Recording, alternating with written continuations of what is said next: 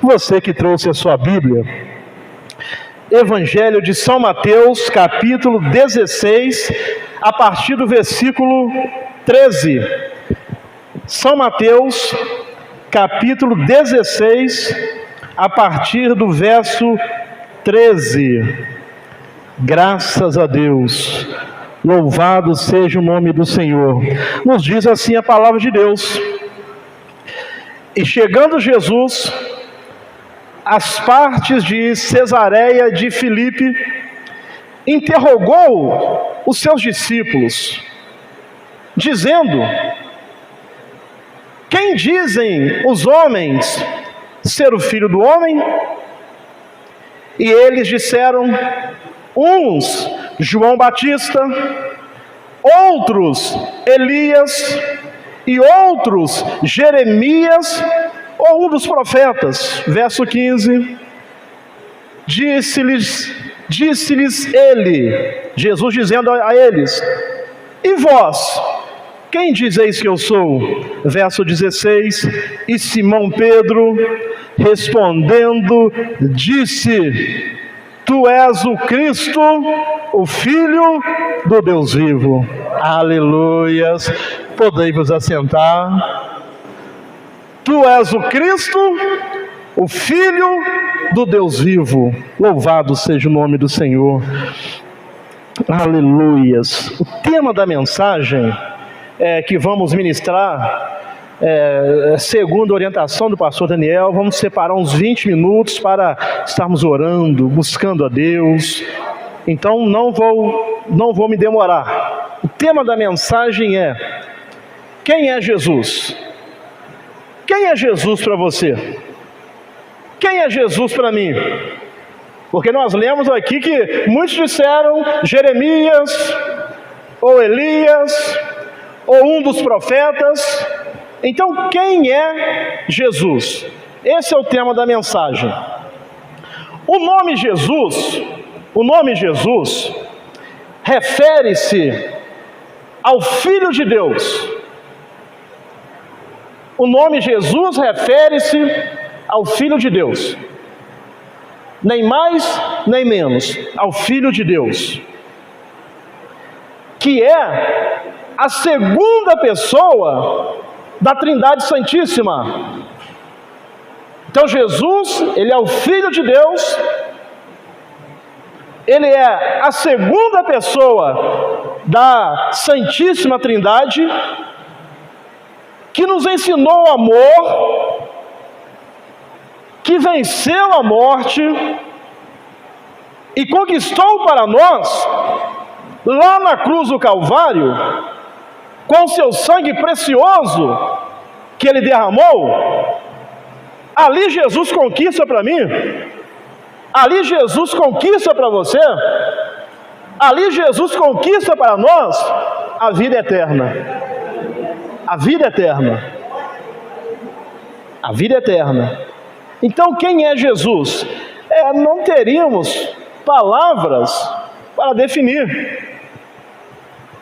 Mas a Bíblia, que é a palavra de Deus, nos deixa alguns ensinamentos de quem é Jesus. O que vamos falar aqui não é nem menos de 0,5% de quem é Jesus. Mas a Bíblia nos deixou ensinamentos para que eu possa me apegar a isto, para que você possa se apegar a isto, porque a palavra de Deus nos ensina que tudo aquilo que foi escrito na palavra de Deus, para o nosso ensino foi escrito. A palavra de Deus eu imagino como algo para nos apegarmos e confiarmos. Imagina uma pessoa quando acontece um naufrágio, por exemplo, e as pessoas que vêm ali, que qualquer coisa que elas veem, elas se apegam e ficam segurando para não afundar e sobreviver. Então a palavra de Deus, eu imagino mais ou menos assim, algo que eu preciso me apegar, ficar segurando para sobreviver. para continuar prosseguindo, para continuar caminhando. Então o que vamos falar sobre Jesus aqui, logicamente, que não é nem 0,5%, nem sei qual seria a mínima porcentagem de quem é Jesus. Mas vamos lá, em primeiro lugar, quem é Jesus? 1 João, capítulo 2, versículo 1, porque todos nós temos um adversário que nos acusa de dia e de noite. Todos nós temos um adversário que ataca a nossa mente. Tem até um livro, Campo de Batalha da Mente. Ele ataca a nossa mente, nos colocando para baixo, nos desmotivando, nos acusando. Então, em primeiro lugar, quem é Jesus? Diz a palavra de Deus, 1 João, capítulo 2, verso 1. Meus filhinhos, João escrevendo, estas coisas vos escrevo para que não pequeis. Ou seja, não é para pecar. Se alguém pecar, temos um advogado para com o Pai, Jesus Cristo, o justo. Jesus Cristo, o justo que nos justifica. Aleluias! Sabe por quê, irmãos? Nós temos um acusador que de dia e de noite ele quer trazer à sua memória coisas que você já fez, situações que você já viveu, e são coisas que te desmotivam, são coisas que te jogam para baixo, são coisas que te desanimam, mas esse é o papel dele, porque ele é o acusador. Mas em contrapartida, do outro lado, a Bíblia nos diz que nós temos um advogado, Jesus Cristo justo, que nos justifica diante de Deus.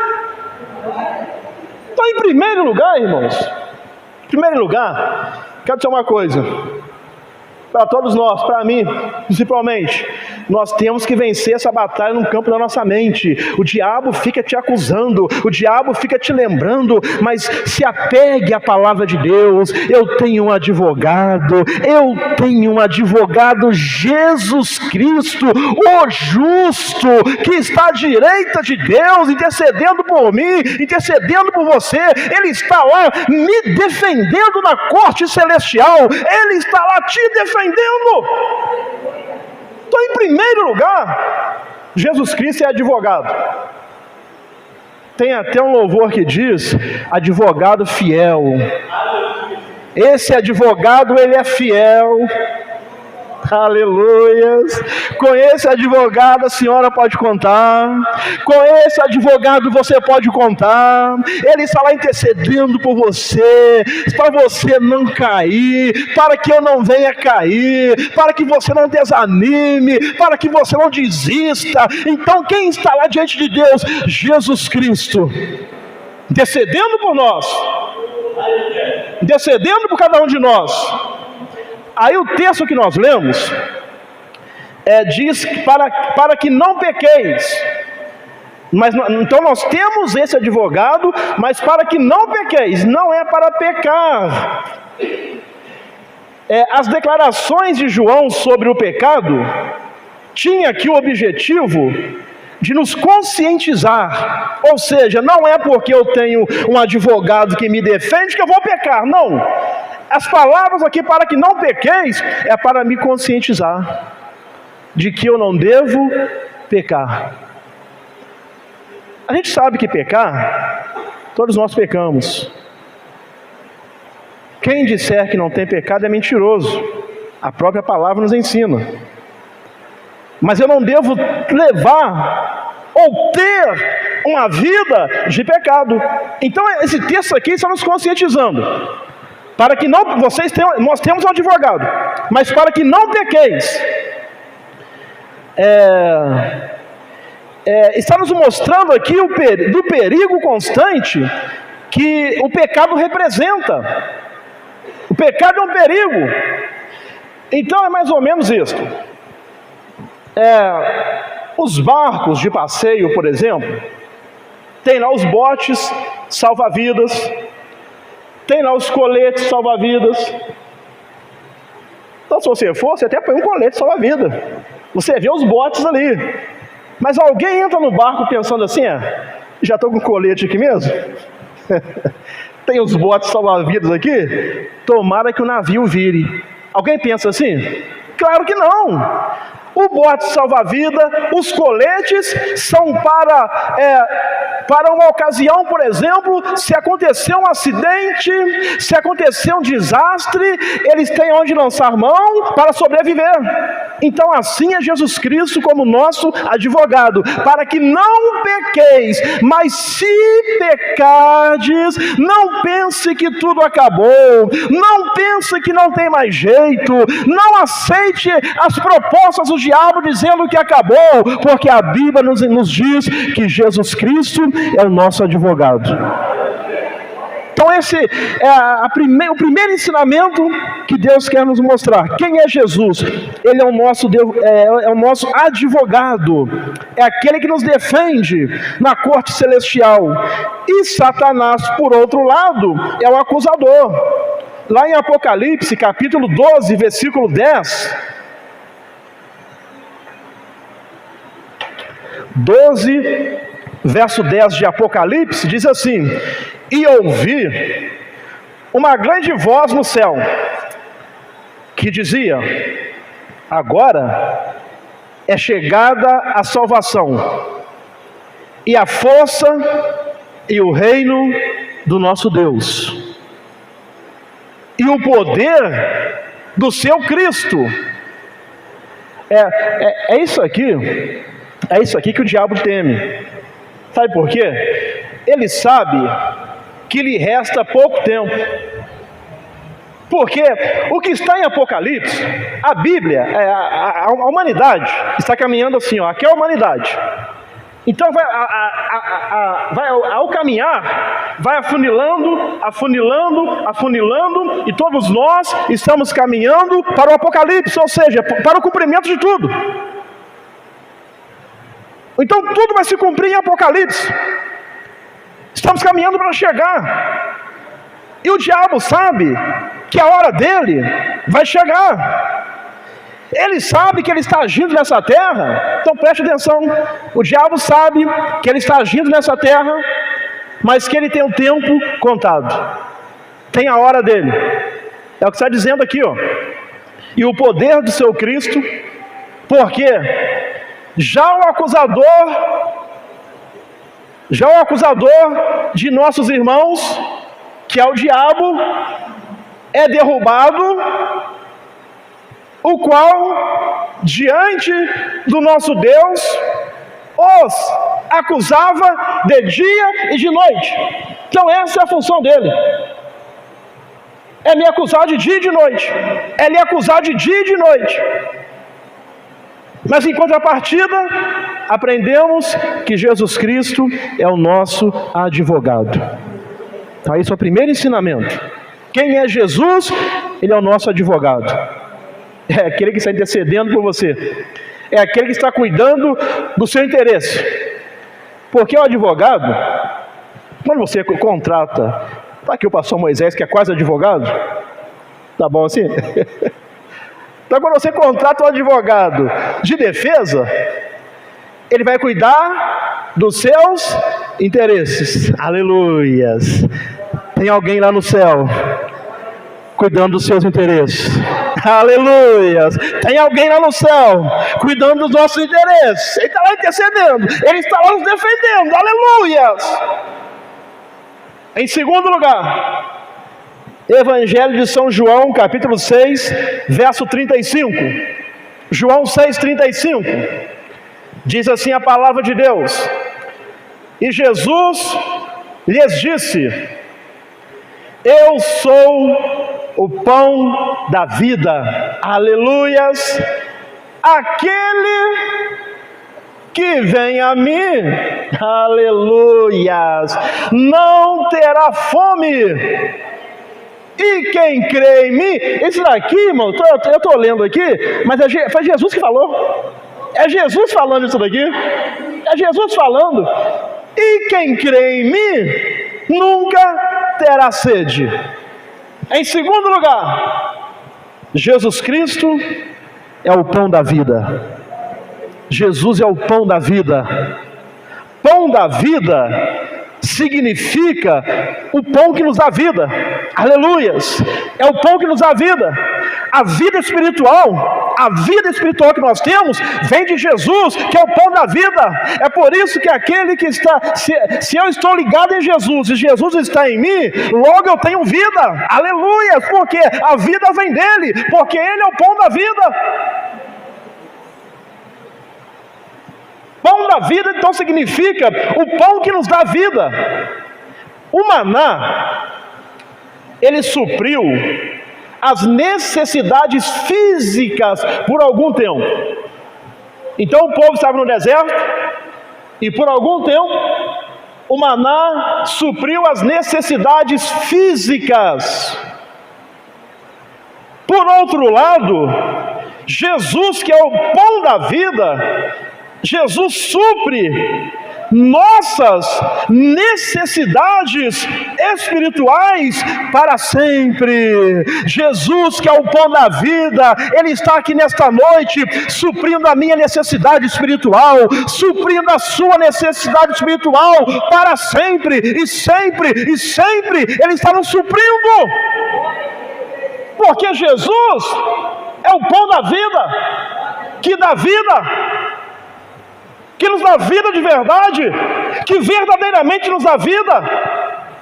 Não estou dizendo a vida de estar aqui respirando, de estar aqui andando, enxergando. Não, a vida espiritual é aquela vida que nos liga a Deus, onde temos comunhão com Deus, porque o Espírito de Deus, Ele testifica no nosso espírito que nós somos filhos de Deus. Então, quando eu estou ligado em Jesus, eu estou recebendo o alimento espiritual para continuar prosseguindo, para continuar caminhando. É por isso que às vezes você está meio desanimado, meio cansado, meio cansada, mas você levanta, você caminha, porque você está se alimentando do pão da vida, do pão espiritual, do pão vivo que desceu do céu, que é o próprio Filho de Deus, que é o próprio Jesus Cristo. É Ele quem nos alimenta. É Ele quem nos alimenta. Só podemos satisfazer a fome de nosso espírito. E aqui, irmãos, não tem bens materiais, não é dinheiro, não são coisas. O vazio que o homem tem, espiritual, existencial, não é dinheiro que preenche, irmãos. Não são coisas. Só podemos satisfazer a fome de nosso espírito. É por quê? Porque o nosso espírito, ele tem fome de Deus. Sabe por quê? Deus criou o homem do pó da terra, soprou no homem o fôlego de vida. Só que Deus também pôs no homem do seu espírito. Então, a necessidade que nós temos de ser satisfeito está no nosso espírito. É no nosso espírito que o Espírito de Deus, Ele fala conosco. É no nosso espírito que o Espírito de Deus testifica conosco. Então, esta fome que nós temos de Deus é só o próprio Senhor Jesus Cristo, que é o pão vivo que desceu do céu, que pode nos sustentar, que pode nos alimentar, que pode nos fortalecer. É só Jesus. Só Jesus. Só podemos satisfazer a fome do nosso espírito e sustentar a vida espiritual por meio de um relacionamento com Jesus Cristo. Está cheio de pessoas, irmãos, mortos espiritualmente, transitando pelas ruas. Por que eu digo morto espiritualmente? Porque não recebeu vida no seu espírito, não nasceu de novo. Nicodemos tinha essa dúvida: como pode um homem já idoso, velho, entrar no ventre materno novamente para nascer? Só que Jesus não estava falando desse tipo de nascimento, porque todo servo de Deus, ele nasce duas vezes. Ele nasce primeiro da sua madre, ele nasce primeiro da sua mãe que o gerou, aí depois que ele entrega a sua vida para Jesus, ele nasce da água e do Espírito, ele nasce espiritualmente falando. Então era desse nascimento que Jesus estava falando com Nicodemos. É necessário que você nasça novamente, nasça da água, nasça do Espírito, para receber vida, para receber o alimento que é o pão do céu, que é Jesus Cristo. Para que você tenha vida, é preciso nascer novamente. Então está assim de pessoas que não nasceram de novo, estão andando, mas estão andando com o seu espírito morto. Mas você, nós que já temos Jesus, os irmãos que nos ouvem, que já têm Jesus Cristo, podemos nos alegrar, porque nós temos vida em nós temos vida, que é o próprio Deus que habita em nós, é o Espírito Santo, é o Senhor Jesus que está em nós, é o pão da vida nos alimentando a cada dia. Nós temos vida. Nós nascemos novamente através do relacionamento com Jesus Cristo. O pão deve ser comido para sustentar a vida física, e o pão é um alimento universal. Aonde você, qualquer uma das culturas tem lá o pão de alguma forma. Não é igual ao nosso pão francês, mas tem algum tipo de pão. O pão é um alimento universal. Então o pão deve ser comido para sustentar a vida física, para manter essa carcaça com energia. É Cristo, e Jesus Cristo, que é o pão vivo, que é o pão da vida, ele deve ser convidado a participar de nosso dia a dia, para que tenhamos sustento espiritual. Jesus Cristo precisa ser convidado para estar conosco no nosso dia a dia, para termos sustento espiritual. E é por isso, e tem muitas pessoas dentro das igrejas que estão deixando Jesus de fora. Porque em Apocalipse, quando a Bíblia diz assim: eis que eu estou à porta e bato, é Jesus ali, e está falando para a igreja: deixa eu participar da sua vida, deixa eu participar da sua família, deixa eu participar dos seus negócios, deixa eu participar. Então precisamos ter um relacionamento com Jesus, precisamos realmente abrir as portas do nosso coração para Jesus entrar. As pessoas que não entregaram a sua vida para Jesus ainda, é necessário que você abra as portas do seu coração para Jesus entrar, para que você tenha um relacionamento com Ele, para que você receba o pão da vida, o pão vivo que desceu do céu, porque Jesus é o pão da vida. Jesus é o pão que dá vida. Em terceiro lugar, Evangelho de São João, capítulo 14, verso 6. Quem é Jesus? Em segundo lugar, Ele é o pão da vida. Em terceiro lugar, disse-lhe Jesus: eu sou o caminho. Observe que Ele não diz: eu sou um dos caminhos, eu sou o melhor caminho, eu sou o caminho mais curto ou mais longo, eu sou o caminho mais iluminado. Não.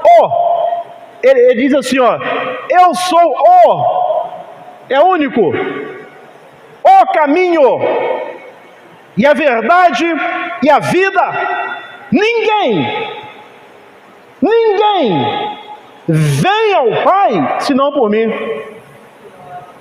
Agora, interessante, porque ele disse que ninguém vem ao Pai, senão por mim. Ninguém vem ao Pai, porque Jesus e o Pai é um só. Aleluias. Ninguém vem ao Pai, por quê? Porque Ele também é Deus. Não é ninguém vai ao Pai, ninguém vem ao Pai, porque Ele também é Deus. Aleluia. Ninguém vem ao Pai se não for por mim. Então, em terceiro lugar, quem é Jesus? Muitos dizem assim: pede para a mãe que o pai pede para a mãe que o filho atende, que o filho obedece, que o filho atende. O caminho é a mãe. Quer dizer uma coisa, com muito respeito aos nossos irmãos, aos nossos irmãos católicos, a Bíblia não fala que o caminho é a mãe. A Bíblia não ensina nenhum outro caminho. Jesus disse: eu sou o caminho, eu sou o caminho. Então Jesus é o caminho. Então quem é Jesus? Jesus é o caminho que conduz a Deus. Jesus Cristo é o único caminho que me levará de volta a Deus. Jesus Cristo é o único caminho que te levará de volta a Deus. Quer você acredite, vocês que nos ouvem, quer vocês acreditem ou não, Jesus Cristo é o único caminho que nos leva de volta a Deus. Não tem outro caminho. Ele disse: eu sou o caminho. Jesus não é uma trilha insegura. Eu estou seguindo Jesus, então eu estou numa trilha insegura. Não! Jesus não é uma trilha insegura. Jesus não é um atalho duvidoso. Não existe atalho para chegar até Deus. O caminho é Jesus, o caminho é Jesus, o caminho é Jesus. Eu preciso passar por Jesus. Eu vou fazer muitas coisas boas que eu vou chegar no céu. Não. Nós não somos salvos pelas obras. Nós somos salvos pela graça. E isto não vem de vós, é dom de Deus. Não vem de nenhum homem. É dom de Deus, graça, é um favor imerecido, que você, por mais santo que se demonstre ser, ou eu, por mais santo que eu pareça ser, eu não mereço, mas Ele me amou, mas Ele preparou o caminho, Jesus Cristo preparou o caminho. Então, para que eu volte para Deus, eu preciso seguir o caminho que é Jesus Cristo. Só Ele é o caminho, não há outro caminho, não há outro caminho. Então Ele não é um atalho, porque não existe atalho para chegar até Deus. Jesus Cristo não é uma estrada perdida. Quem está seguindo Jesus não está perdido. Jesus Cristo não é uma rota dentre outras, um caminho qualquer, mas Jesus Cristo é o caminho. Jesus é o caminho, a verdade e a vida. Jesus Cristo é o caminho, a verdade e a vida. Jesus Cristo. Aí muitos falam assim: a mediadora é a mãe. Não, irmãos, nós devemos agradecer muito a Deus pela vida da nossa irmã Maria, porque ela foi agraciada. Aleluia! Ela foi agraciada, porque ela trouxe no seu ventre o Filho de Deus, Jesus Cristo. Então ela foi cheia de graça, ela foi agraciada, mas o papel dela terminou ali. Maria não é a mediadora. A palavra de Deus nos ensina, lá em 1 Timóteo, capítulo 2, versículo 5, e tudo tem que passar pela palavra de Deus.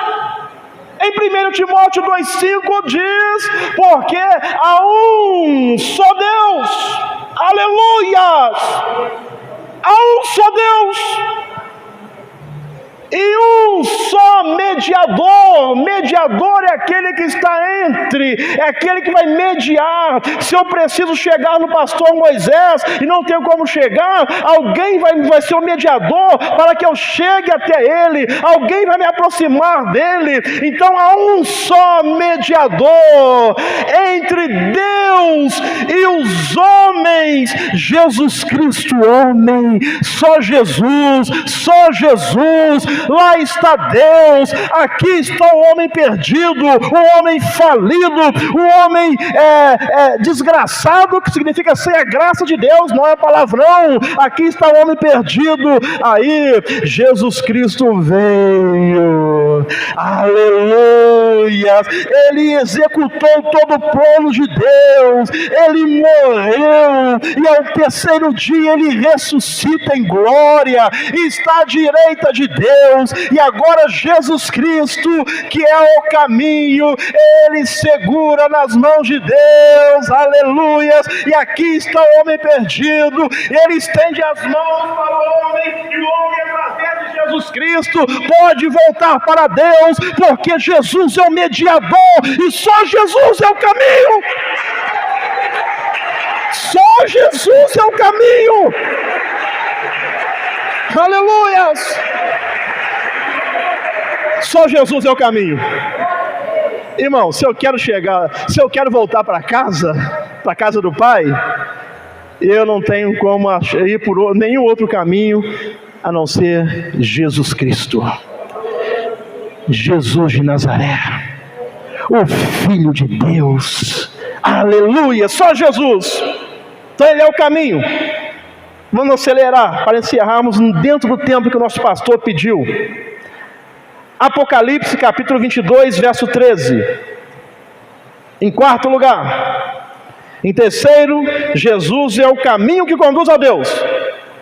Apocalipse 22, 13 diz assim: eu sou Alfa. Alfa é a primeira letra do alfabeto grego. Então ele é o primeiro. Aleluia. Eu sou o primeiro, eu sou o Alfa, eu sou o primeiro. Lá em Gênesis diz assim: no princípio criou Deus. Aleluia. Então quer dizer que lá em João capítulo 1 fala que Jesus estava com Deus na criação, ele era o verbo e o verbo estava com Deus. Então Jesus estava lá em Gênesis 1, como diz assim: no princípio Deus, ou seja, antes dele não tem nada, não tem ninguém, porque ele é o primeiro. Aleluia. Alfa, ou seja, a primeira letra do alfabeto grego, eu sou o primeiro. E eu sou o ômega, que é a última letra do alfabeto grego. Então Jesus é o princípio e o fim. Ele é o primeiro e o derradeiro. Então em quarto lugar, quem é Jesus? Jesus é o alfa, Jesus é o ômega, Jesus é o princípio e Jesus é o fim. E o que significa isto? Que Jesus é aquele que dá a última palavra na sua vida. Jesus é aquele que dá a última palavra na sua família. Jesus é aquele que dá a última palavra na sua vida financeira. Jesus é aquele que dá a última palavra na sua saúde. Jesus é aquele que dá a última palavra. Ele é o primeiro, ele é o último. Aleluia! A última palavra pertence a ele. Deixa eu correr. Lembra da mulher do fluxo de sangue? Lembra? Já gastou todos os seus haveres, já gastou tudo que tinha, aleluia, e ninguém pôde curá-la, e ninguém pôde ajudá-la, até que aí muitos médicos deram a última palavra, não tem jeito, muitos amigos deram a última palavra, não tem jeito, muitas pessoas deram a última palavra, não tem jeito, até que ela encontra com o alfa e o ômega, o princípio e o fim. Aí aquele que é o fim, que dá a última palavra, ele deu a última palavra e o milagre aconteceu. Então ele é o alfa e o ômega. Em quinto lugar, Marcos 4, verso 35. Marcos 4:35 em diante, diz assim: e naquele dia, sendo já tarde, disse-lhes, Jesus falando com os discípulos, passemos para o outro lado. Então aqui tinha uma promessa de Jesus, porque foi Jesus quem disse, passemos para, verso 35, passemos para o outro lado. Então aqui tinha uma promessa de Jesus, vamos passar para o outro lado. Verso 36, e eles deixando a multidão, o levaram consigo, assim como estava no barco, e havia também com ele outros barquinhos. E levantou-se, verso 35, havia uma palavra de Jesus dizendo o quê? Passemos para outra margem. Essa palavra de Jesus está na sua vida. Olha só, essa tempestade que você, que eu estamos enfrentando, Jesus está dizendo, passemos para outra margem. Há uma promessa de Jesus aqui. Passemos para outra margem. No meio do trajeto, no meio do caminho, acontece o que acontece na sua vida e na minha. E levantou-se grande temporal de vento, e subiam as ondas por cima do barco. Mas no verso 35, tinha a promessa de Jesus, dizendo o quê? Passemos para outra margem. O mar está se levantando, as ondas estão batendo, mas se apegue à palavra de Deus. Passemos para outra margem. Aleluia. Oh, glória a Deus. Aleluias. Esse temporal que se levantou na sua família, na sua casa, na saúde, na sua empresa, na vida financeira, Jesus está dizendo, passemos para outra margem.